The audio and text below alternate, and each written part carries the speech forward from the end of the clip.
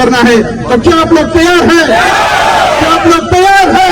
हाथ उठाकर बताइए तैयार हैं। इंशाअल्लाह ताला हम अपना हक इनसे छीन के लेंगे। अस्सलाम वालेकुम, मैं जमील फारूकी हूं। आप मेरा ऑफिशियल यूट्यूब चैनल देख रहे हैं। तमाम तारीफें ज़ात पाक के लिए जो हमारी शहरत से भी करीब है और हमारी हर आने जाने वाली सांस के बीच पे होने वाली मामूली सी जुम्बिश को भी बखूबी जानता है।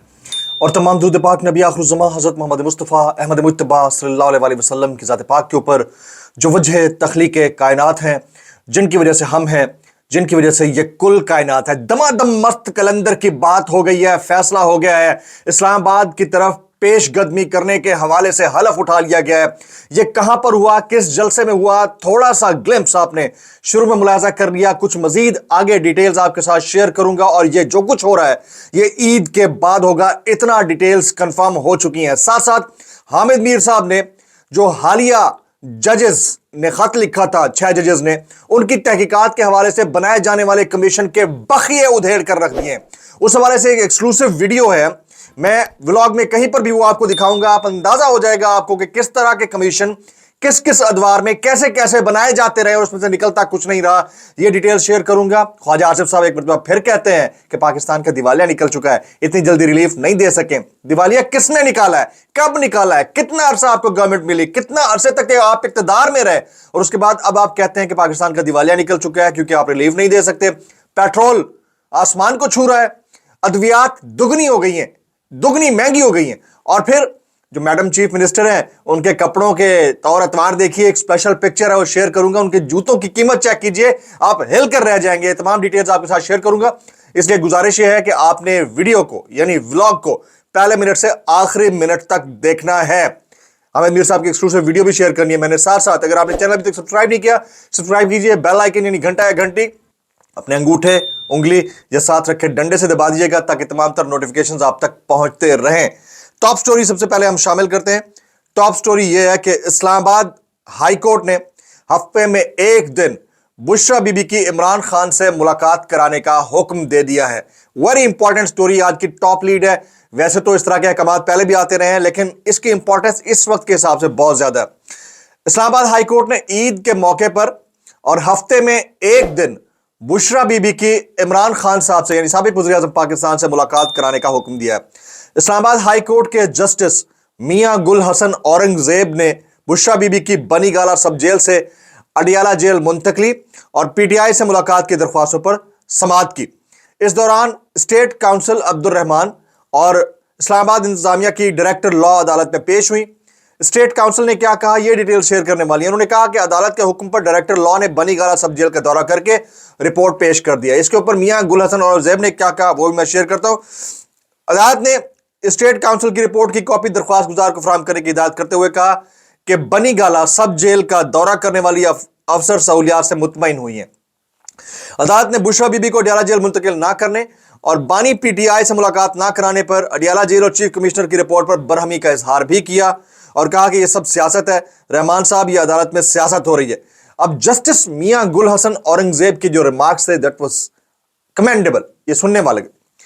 जस्टिस मियां गुल हसन औरंगजेब ने कहा 31 जनवरी को सजा के बाद एक तो 41 ख्वातीन जेल में दाखिल हुई। आप कहते थे जेल ओवर क्राउडेड है, आपका मतलब है कि बस सियासत तो एक तरफ कहा जा रहा है कि जगह कम और कैदी ज्यादा है, दूसरी जानिब 141 ख्वातीन दाखिल हो गई। जब नई ख्वातीन जेल में दाखिल हो गई तो फिर मुंतकली करने के जवाब तो खत्म हो गया। वेरी इंपॉर्टेंट रिमार्क्स जो कि हिलाकर रख दें आपको। अच्छा जी, अब जरा आ जाते हैं बैरिस्टर गौहर साहब के इंतहाई आम स्टेटमेंट की जानिब। एक तो जो जलसे के अंदर नारे लगे हैं कि इस्लामाबाद की तरफ बढ़ोगे, इस्लामाबाद की तरफ चलोगे, इमरान खान को रिहा करवाओगे, तो ये सारी बातें अपनी जगह। बैरिस्टर गौहर ने बड़ा इंपॉर्टेंट स्टेटमेंट दिया है। उन्होंने कहा है कि हम इस्लामाबाद की जानिब पेशकदमी का उसूली फैसला कर चुके हैं, अब खान की रिहाई सिर्फ सड़कों पर निकल कर मुमकिन है। तो यानी ईद के बाद से जो सिनेरियो होगा स्ट्रीट पॉलिटिक्स का, वो मजीद डेवलप होता हुआ दिखाई देगा अगर इसके ऊपर तमाम अफराद कारबंद रहे तो। अदरवाइज हालात इतने आसान नहीं है। अब आ जाते हैं लॉयर्स के ऊपर। 300 से ज्यादा लॉयर्स ने 300 से ज्यादा मुल्क के मोतबर लॉयर्स ने अपने नामों के साथ सुप्रीम कोर्ट को खत लिखा है और कहा है कि 6 जजेस के खत के मामले के ऊपर सुप्रीम कोर्ट आज खुद नोटिस ले। बात यहीं तक नहीं रुकती। सुप्रीम कोर्ट के चंद मुअज़्ज़ज़ जजेस हैं जिन्होंने रिटेलिएट किया है। मैं उनके नाम लिखना चाहूंगा, उनके नाम बताना चाहूंगा। बावसू ذرائع کے مطابق جسٹس منیب اختر، جسٹس یحییٰ آفریدی، جسٹس جمال خان مندوخیل، جسٹس اطہر من اللہ اور جسٹس عائشہ ملک نے سپریم کورٹ کے دیگر 7 ججز سمیت چیف جسٹس قاضی فائز عیسیٰ اور جسٹس منصور علی شاہ کے وزیر اعظم سے ملاقات اور انکوائری کمیشن کی تشکیل کے فیصلے سے شدید اختلاف کرتے ہوئے فل کورٹ اجلاس میں کہا ہے کہ اس معاملے کو سپریم کورٹ خود جوڈیشل سائٹ پر دیکھے اور عدلیہ کو کسی صورت ایگزیکٹو کے سامنے سرنڈر نہیں ہونے دے۔ یہ بڑا امپورٹنٹ تھا اور یہ بہت ضروری بھی تھا۔ اب دیکھتے ہیں کہ اس کے اوپر سپریم کورٹ کے اندر سے کیا جواب آتا ہے، کتنے دن کے لیے آتا ہے اور اس میں سے نکل کیا سکتا ہے۔ پہلے بھی بہت سارے معاملات کے اوپر نوٹسز ہوئے ہیں لیکن اس کی کوئی بعد میں سنوائی کی اپڈیٹڈ رپورٹ نہیں آ سکی۔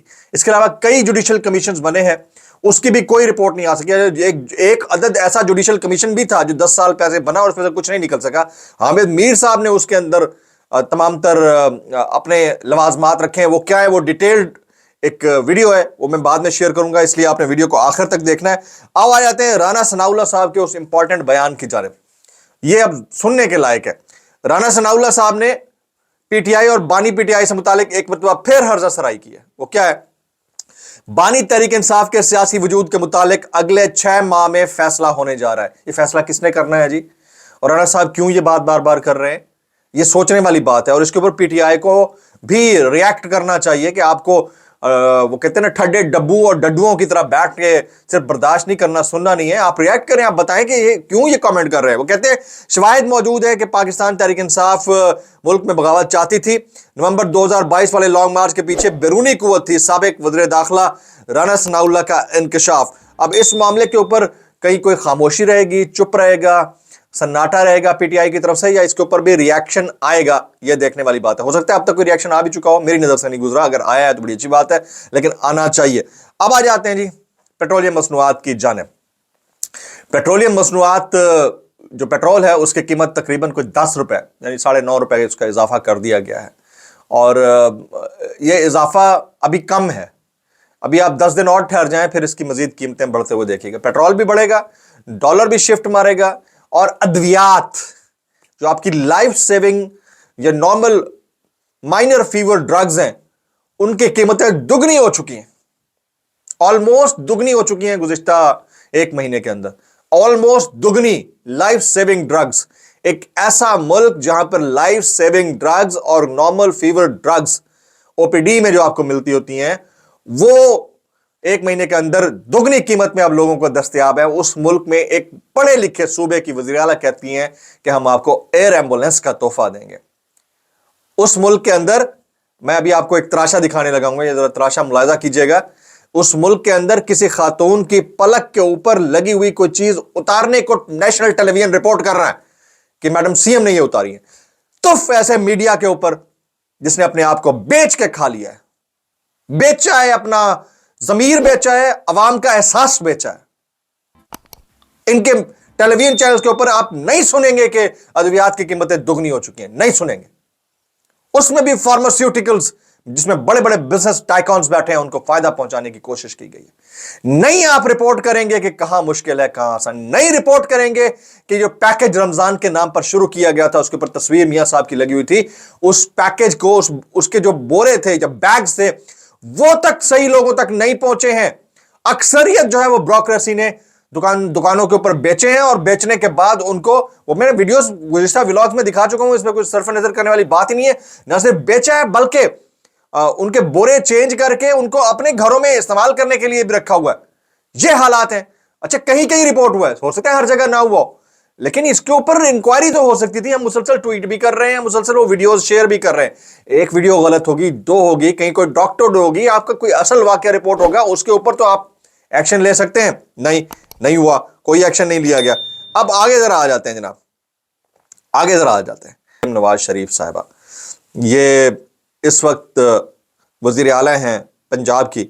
شوبز نیوز کے نام سے ایک ٹویٹر ہینڈل ہے، انہوں نے ان کے ایک ڈریس کا کہتے ہیں نا پوسٹ مارٹم کر ڈالا ہے کہ یہ ڈریس کتنے کا ہے اور وہ کہاں پہن کر گئی تھی۔ ذرا پڑھیے گا۔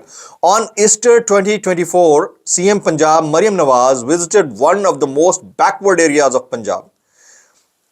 मरियम आबाद wearing, यानी मरियम नवाज शरीफ is wearing